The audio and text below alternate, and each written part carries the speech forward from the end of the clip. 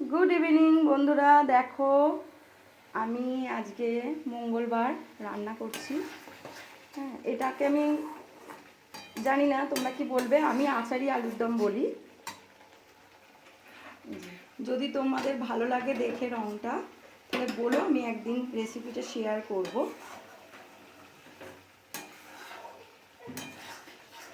এটা ছোট আলু দিয়ে করি আমি। আলুটা ভেজে রেখেছি, আলুটা দিয়ে দেবো। মশলা ফসলা সব কষানো হয়ে গেছে। আলুটা ভেজে রেখেছিলাম।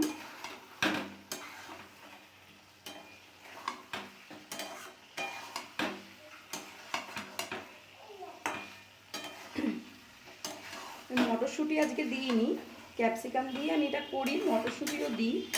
কিন্তু এবছরে এত মটরশুঁটির দাম যে শুধু কচুরি খেতে খেতেই মটরশুঁটি শেষ হয়ে যাচ্ছে, আর কিছুতে দেয়া হচ্ছে না আর কি।